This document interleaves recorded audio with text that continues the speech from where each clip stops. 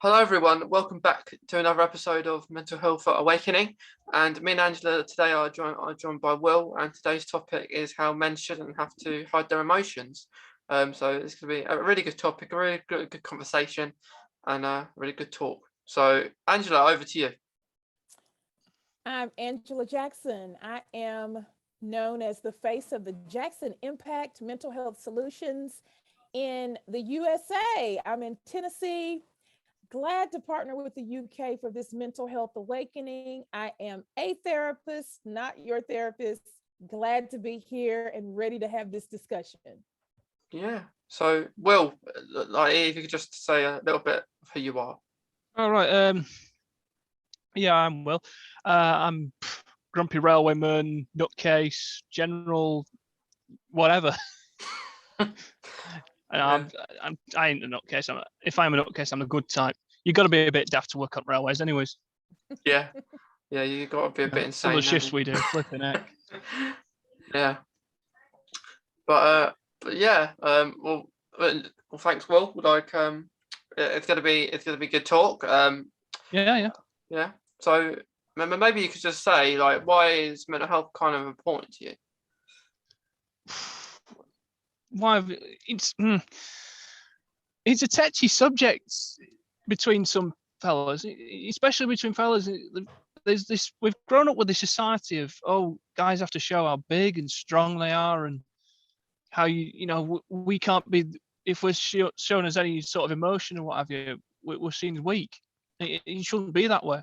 It really shouldn't, because why should we be seen as weak and feeble for sharing our emotions? It's not right. There's no need for it. I agree with what you're saying. Oh goodness, there's that debate between strength and the weakness as it relates to men and mental health. And I saw this really interesting post, and it was on one side, it was a mom talking to her son, or either a dad talking to his son, saying, "Don't cry, man up," all of these things. So on the other side was a wife talking to her husband saying, "Why don't you communicate with me? Why don't you show any emotions?" Right? So the reality is that you got these boys who have been taught not to show emotions, not to respond in certain ways, that grow up, you got the boys to men, and they struggle to communicate with their partners. So this definitely is an important conversation. And as it relates to mental health awakening, talking about your emotions and actually having that self awareness is actually a sign of strength. So I'm glad Yeah. you're here. I'm inclined to agree, because if you think about it, there have been times someone has said, well, I don't remember specifically, but I think they've said to me, "Oh, man up, get on with it. Go and just do it. Just bite the bullet and get it done." But there's this. It's the sort of thing that okay, I understand you still can say it in stage, but some people say it's been a bit frowned upon nowadays, because everyone can identify as whatever they want to, which is a different conversation altogether. Not that I'm against it. I'm all for it, actually. You be who you want to be. But that's not the point. They don't need to sort of enforce this really nasty, you should man up, you should do this, you should do that. It's no point, because what you end up doing is bottling things up. And then when you reach breaking point, you don't know how to deal with it, because you've not been taught how to deal with it. Now, I think, with my family, I think I've been taught to deal with it pretty well. But even then again, I'll still bottle things up for some reason. But it always gets you in the end. It's never good for you. It's like, I hate to invoke the word suicide, but there's a hell of a lot of young fellas around my age, 21, 22, under 25, who are sadly feeling like the only way out from this is suicide, because they've not got the support network to help them deal with it. And it gets to the point where it's all dark, it's too much, and they can't do it. And it's just, it must be a horrifying feeling. I've never had it. I've been close a couple of times, but it must be a horrible, horrible feeling. I can't even begin to imagine what it's like. And it's just like, I wish it wasn't such the way. Yeah. We should be encouraged to talk about our feelings rather than being forced to bottle them up and put on a brave face because society tells us to. Yeah. Definitely. You're making some great points, and it's hard. We have those type of standards. We have those type of guidelines and boundaries around our men and around our boys. And that has already been in place, let alone a worldwide pandemic that has increased those, not just feelings of isolation, but God, yeah. It's that isolation, the withdrawal, the things like that. So if you don't have certain coping skills or certain mechanisms in place, exactly, what does that do to the person who's already feeling it's not even that. It's, in my opinion, mental health in both the UK and the US is severely underfunded, because it's like the red-headed stepchild, if you know what I mean. It's that sort of, let's just brush this under the carpet until it becomes a crisis. Then it becomes a crisis. We brushed it under the carpet. Yeah. Why did you brush it under the carpet? Didn't you know this was going to become a crisis? But nothing.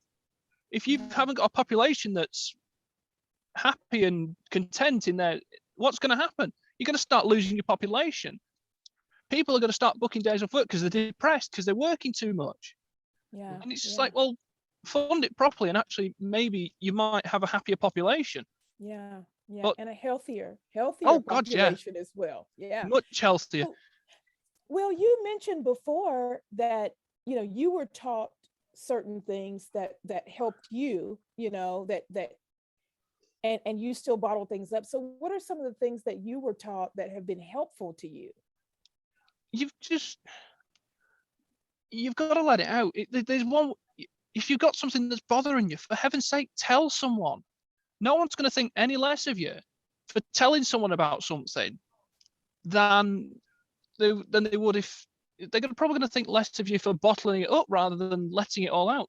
If you bottle it up, it's only going to make the situation worse, because you say to someone, "Oh, I'm fine," and stuff like that, and they go, "No, you're not fine." I've had it before. I've been talking to people who before, when they say, "Oh no, I'm fine," no, you're not fine. What's up? Open up. And it's just like, it's better to open the floodgates and get it all out, and you'll feel happier than bottling up, and then all of a sudden you can't deal with it and it's got to go somewhere. And unfortunately, that person, it goes from there. And it's never good. Yeah. I agree, because like the fact that like in the past for me, and I'd feel like you can't like I'm not a crying person, I'd say, which everyone has a cry down there. And oh God, yeah, but like you feel like you feel like embarrassed, don't you, if you're going to cry in public, or like even in school, like what people are going to think of you and stuff. So I know that exact feeling. I had it at a convention, Nottingham actually. I was at a convention, and I was about that far off a meltdown, and I felt so embarrassed because I was in front of my friends and they've never seen that side of me before. Yeah. But I'll never forget what my friend Jess said to me. And she said something I can't remember exactly what she said, but she said, "Just, it's fine. You do you. I'm here to support you no matter what."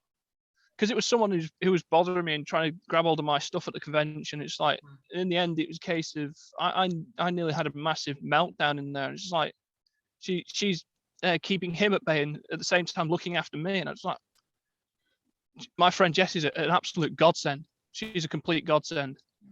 Yeah, it's good that you have friends like that. Like what me and discussed before. Like, you just need someone to listen, don't you? Just to listen to what you're struggling, and just say nothing. Maybe just listen to what you got to say. You have to just vent occasionally, but you need someone to listen to that vent and help you make sense of it, because otherwise it just gets unhealthy and it becomes a vicious cycle of, okay, this has happened. Oh, I've got to bottle it up and put on a brave face. And by the end of it, you're broken. Yeah. And it's never good. Definitely good to talk with someone, having good friends, good family. Maybe you've had good teachers. We talked about that before, maybe good mentors, and definitely professional counseling. And that's where there's a stigma, whether it's UK, US, worldwide, there's that stigma around mental health in general, and even more so with men. I see more men creating support groups and pages as far as social media to open up like conversations like what we're talking about today. So it's got to be done. It's like we did this one for Autism Awareness Month. Again, it's a stigma that people are autistic, they can't talk, they don't know anything about social skills, la da da da, so on and so forth. I mean, maybe there are some people out there, but it's a spectrum.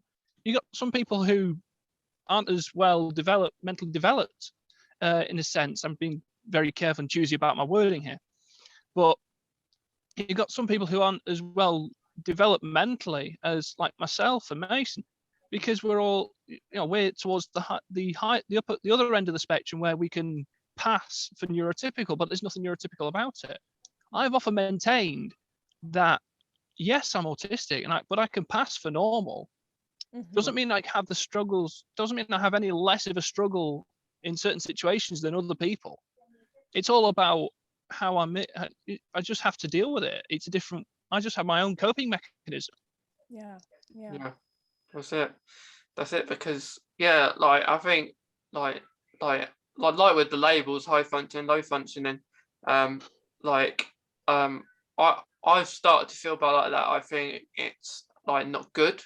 No. I spoke to a person from Finland, and in Finland they don't have those labels, and it should be more like other countries, especially the UK, because like although someone who's low function may struggle with different things, but someone who's high function may struggle with different things as well, because we all have our good things we're good at, or maybe things we need to maybe get better at. But it kind of like like for autistic people on the spectrum, it kind of undermines them, doesn't it? Totally. It's like I was diagnosed in 2008 with Asperger's, and people are like, oh no, you can't say that anymore because it's a Nazism thing. And it's like, what? Yeah, I get that, but at the same time, thanks for invalidating my diagnosis, because it makes me feel less valid as an autistic person, if you know what I mean. And that doesn't help my mental health at the best of times, because you're starting to think, what the heck am I going on about here? Yeah. Am I this? Am I that? Am I a potato? Am I a courgette? It's that sort of thing. You don't know what you are to an end. Yeah. And I appreciate you guys zeroing in on this part of the conversation. I used to work with children with learning disabilities and delays, and as you mentioned labels, it was either the labels for that setting was either delayed or typically developing, and I believe that people try to identify certain situations and make them socially acceptable, but it's clear that we need education as a whole of how you address certain things. And education's, as you said, the best. It's the best cure for ignorance. You've got to educate people, because through education you get acceptance. That's all we want. We want to be seen as part of society. Not some sort of thing that should be shunned and locked in a door over there somewhere. No. What we may have to offer society might be different to, say, ANNT over there, but it's like I say at work. I will quite happily graft my back end off, and at the same time, and you get people. Oh, okay, the sort of environment that I work in, it's very sarcasm based. You've got to know how to take the rip out of someone, but there's a fine line, and sometimes I've taken things the wrong way, because I'm struggling to see that fine line between taking the rip and being malicious. It's a very fine line that I can't spot. And when you're on a shift and it's 3 a.m, you've got someone trying to be funny, and you're tired already and you've been shoveling all night, you just think, shut up and stop being a complete tool. Mm. And then it takes a minute to think, well, am I actually going to say that, or are they being sarcastic? And it's a genuine back and forth I have to have between myself, because I think, are they being sarcastic or are they being genuinely hurtful there? And 9 times out of 10, it's being sarcastic. So I just have to assume it's sarcasm and deal with it as such. Just give it straight back. That's how it works if in an industry like mine. Yeah. Yeah. Yeah. Yeah. I think it needs a long way to go, like, because I used to, like, with sarcasm when I was younger. I didn't understand. I took things quite serious, and as I've got older, I've kind of understood sarcasm a bit more. And Yeah, um, that's the thing. It's yeah, hard to spot the sarcasm in certain situations. I suppose unless you get to know this person or a bit more, and even if you get to know your workmates, you can start to see them. Like there's one fella I work with from Cumbria, and he doesn't bury the jokes behind anything. He's just like, he makes it abundantly clear when he's absolutely messing about with you. Where there's some that are very, really vindictive and hide it behind a lot of hocus pocus, and you've got to start sifting through it, which is all very well and good when you've on a full night's sleep and you've not been grafting. But like I say, when it's 3 a.m, you've been grafting all night, and it's coming up to handback time, you're trying to get everything done, and you've got people breathing down your neck like that, being sarcastic. You think, what on earth are you doing? We've got to get this handed back, so we need to finish the shoveling. Yeah. For argument's sake. Yeah, definitely. And actually, quite recently, seeing it, like, as we were speaking about autism, that an organisation is saying, putting like a tweet on Twitter, it was, and the social media pages about autism being a disease, and I thought, yeah, for seeing that, there's a long way to go still.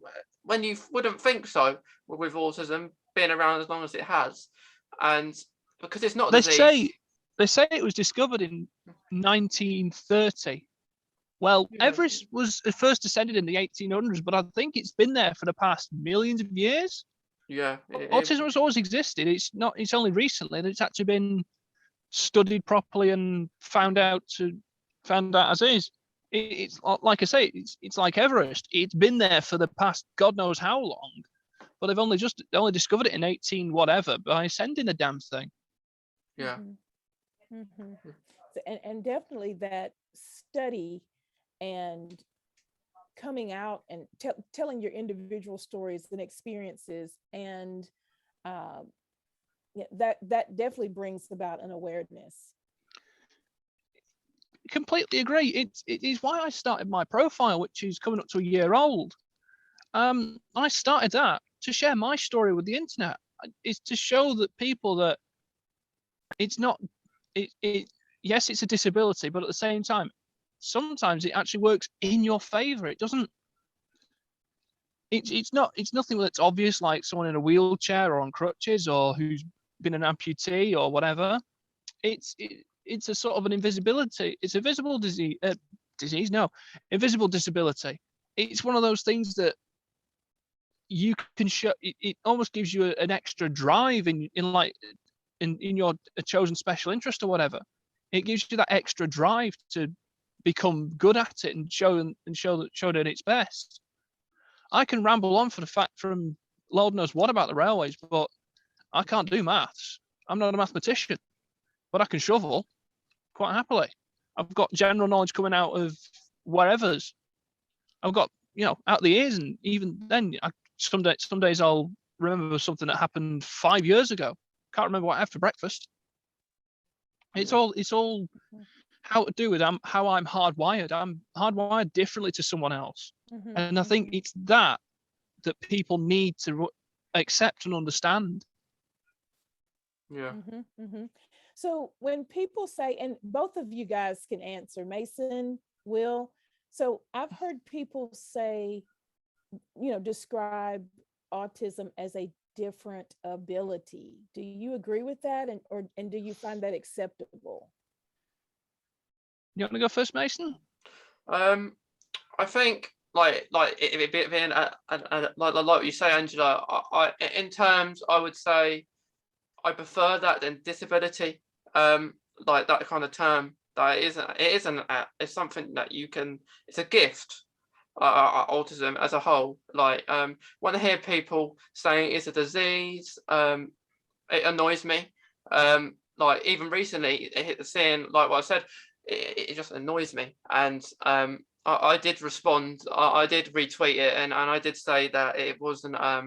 It's a gift. Like, and I think they did actually respond, the organisation, and said sorry for doing false information. They did remove it, but even still, even if they did remove that post, I'm still curious. Like, if they're doing false information about autism, are they doing false information about different things that they're doing? It kind of makes you think. But to answer your question, Angela, I would agree. Like, it's a good way of putting autism. That is, it is rather than a disability. Well, I'm inclined to agree with you. I wouldn't say we're disabled as such, more differently abled.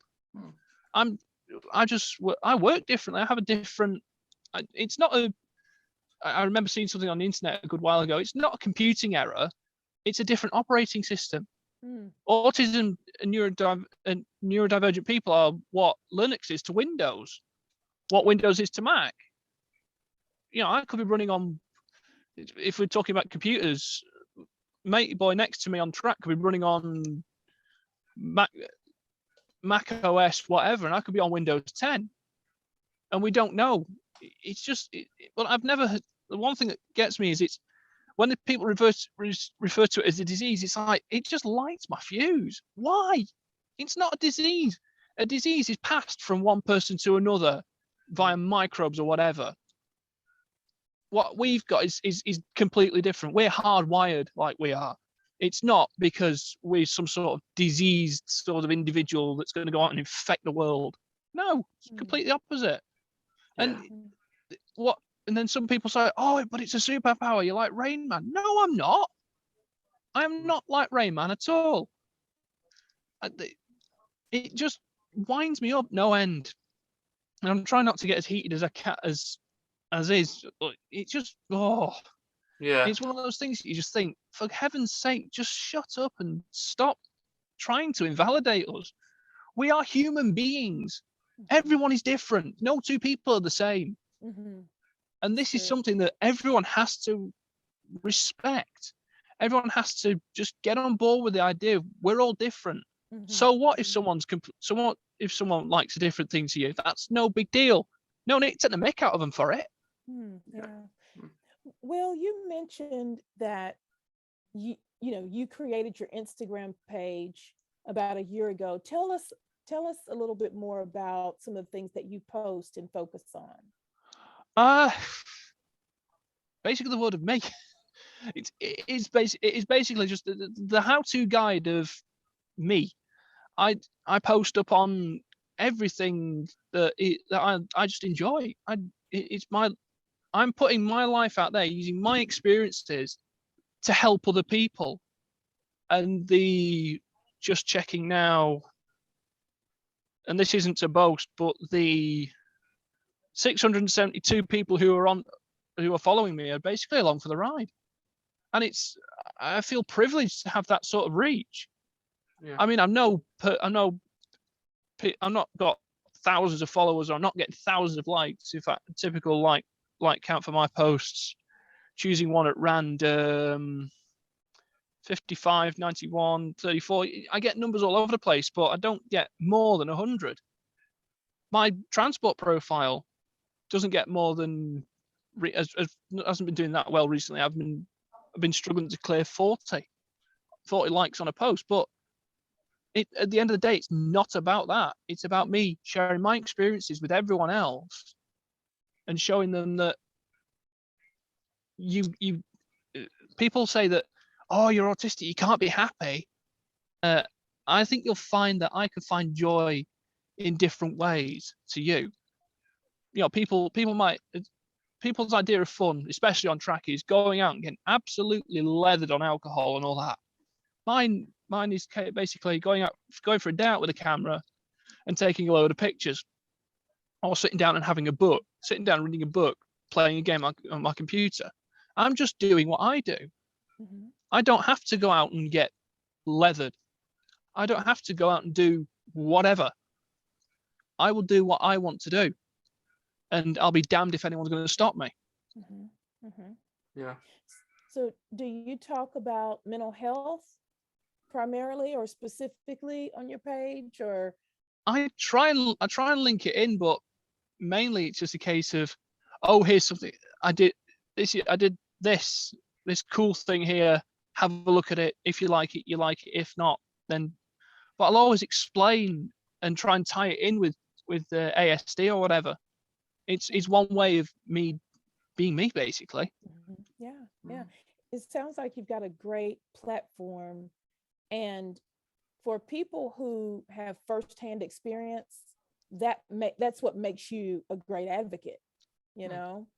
I won't call myself an advocate as such. I mean, I'd love to be, but at the same time, I haven't done. I think if you, as an advocate, you've got. I don't know if this is complete rubbish or whatever, but to me, I've always thought of an advocate as someone who goes and speaks at certain events and does this, that, and t'other. And I'm just like, I've never done a speaking thing for a conference or whatever. In fact, no, I've done one, and that was back in college, but that was 2017. I've come a long way since then, and I've understood myself a bit more now than I did, say, 10 years ago. If you were to go and ask 12-year-old me what I thought, I would have probably blathered on about whatever, or gone and found a bus or something. But I think as I've grown up, I've become a more rounded individual with a wider spectrum of interests.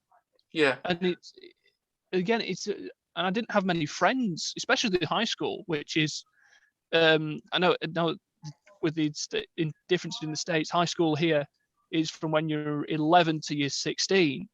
When you at 16, you take these things called your GCSEs and various bits and bobs, and then it's off to college, and then eventually university and so on.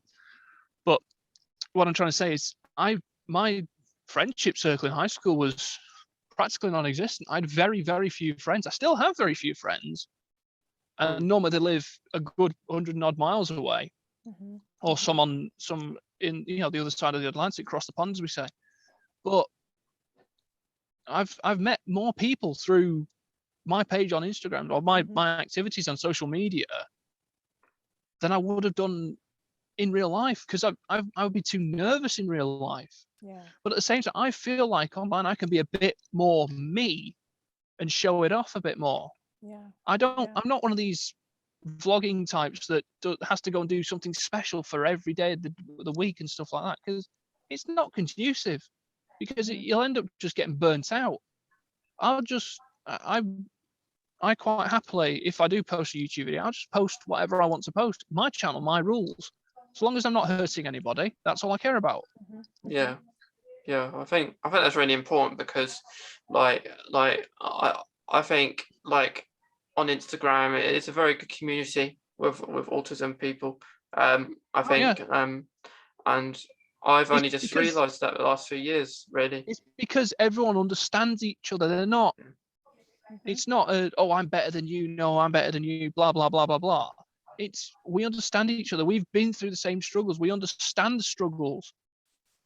And I'm trying not to rant here, but I prefer being on the Instagram community, because I mean, I know a couple of people now on there in real life, and I'm happy that they did.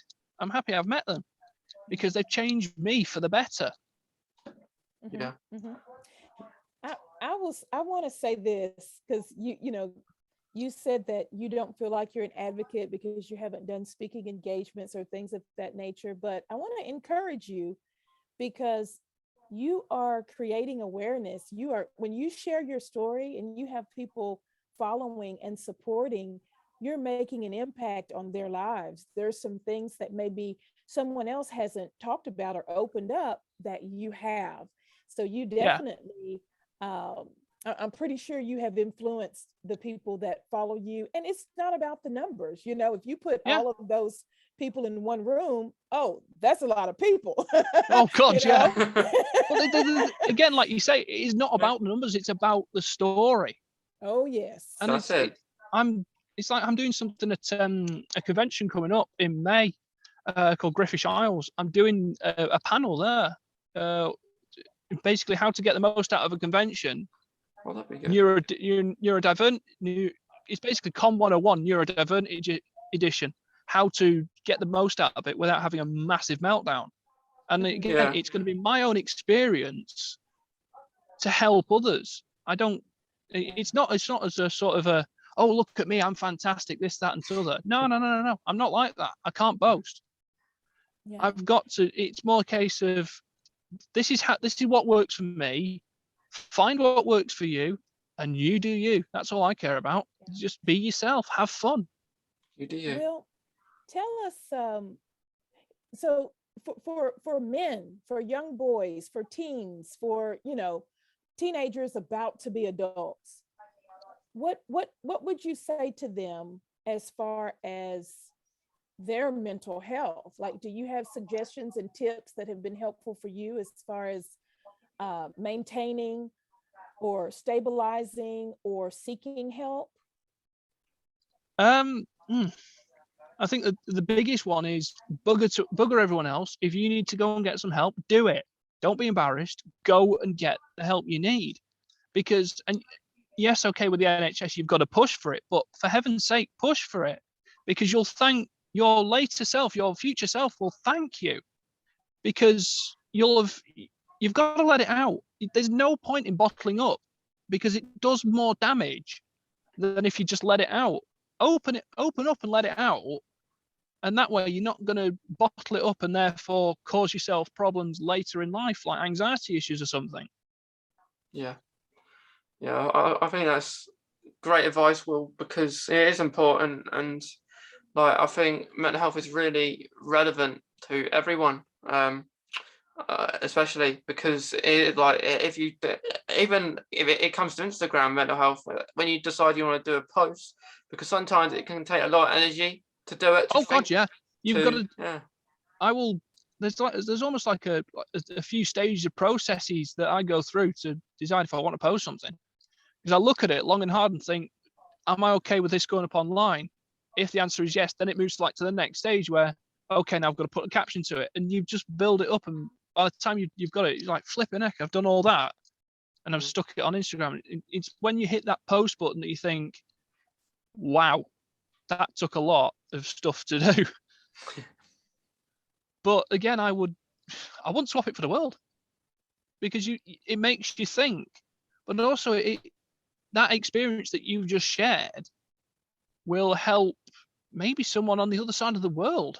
Yeah. This podcast, we may be helping someone in Australia, in New Zealand, anywhere. Yeah. I think. And it's only when you think about that you think, bloody hell, we're doing well here.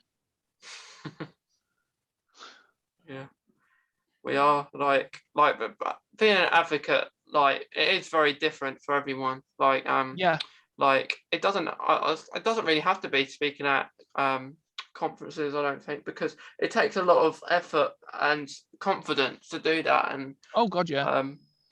You can't really say it's easy to do a post, because it's just as hard.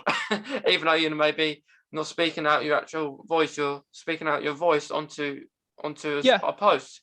But so they're similar in ways, but mental health is difficult to speak about as well, like online, especially because you don't know if you're going to get a bad response, if that's going to really affect you or ruin your day. So you've got to be careful with trigger warnings and everything. It's like I say earlier when I invoked the word suicide, I hate to invoke that word, but you can't sidestep the subject. You've got to talk about it. Yes. It's a big problem, and it's not a case of, oh no, I'm not cancelling those who have sadly taken their own lives. No, I'd rather their story is told so someone else doesn't have to go through the same pain. I mean, there was in the Instagram railway community, there was a young lad, barely out of his barely coming towards the end of his teens, and he'd bottled it up so much that it had gotten so dark, and the poor fella saw no way out and sadly jumped in front of a train at Leyland Station. And when we woke to that news on that morning, the next morning or whenever it was, I thought, right, enough's enough. So I basically set about putting a massive thing on my story of just don't bottle it up, boys. Just let it out. If you've got a problem, or if you're suffering, or if you've got problem, if you're not feeling right inside, like you're anxious about something, or there's too much going on, for heaven's sake, speak up. No one's going to think any less of you for speaking up. If anything, they'll think more of you because you've found the courage to say, right, I've got this going on. I need some help. Help me, damn it. And that's the better bit. Yeah. Give me a second. Okay. Mm-hmm. But yeah, Angela, like mental health is very important, even with autism, isn't it? That is. It's very true. It's Yeah. very true. It is. There's no, oh goodness. Mental health does not discriminate. No, it doesn't. It doesn't discriminate at all. At all. No one is exempt. Whether population, whether cultural, whether socioeconomic status, whether young, old, student, teacher, it doesn't matter what stage of life you're in. You'll encounter it at some point or another. You've got to look after it. That's right. And is it, is everyone deals with mental health? So are you more toward wellness, or is it more toward illness? Yeah. And you want to look after your mental health, because like I said, your future self will thank you for it. That's right. That's right. That's right. That's right. Yeah. And yeah, mental health is very important, because I think in today's conversation we've talked about really important things, like stuff that like in Will's personal experience as well, and everything. So I was thinking, but just before we go, guys, is there anything else that you think, if you want to say anything just before we finish? Angela, do you want to go first? Sure. I think this is a conversation that needs to continue for our boys, for our teens, for our men, and normalizing the conversation is what's going to help break that stigma. That's what's going to help interrupt the stigma, because while there are lots of professionals standing up to be present and help and provide support and services for people in need, we still need so much more support. So thank you so much for highlighting the discussion as far as why men don't need to hesitate as far as talking about their emotions and their feelings, and how we can connect and share more as far as bringing people more towards stability. I can completely agree with this. I completely agree with you. You've got to. We're wrapping up now. Yeah, my dinner's ready, so I'm going to have to disappear pretty sharpish. But I'll finish my segment. Yeah, of course. I'll finish my segment. Damn it. No, what I'm saying is, I completely agree with Angela. We've got to keep ourselves going. And at that, I would say, just keep ourselves. Just don't let it out. Don't bottle it up. That's it. But that's some great advice, Will. But thank you all for today's conversation. And I hope everyone listening and watching has really enjoyed it. And we'll see you in the next episode of Mental Health Awakening. Thanks, guys. Ta-ta. Ta-ta. Bye-bye.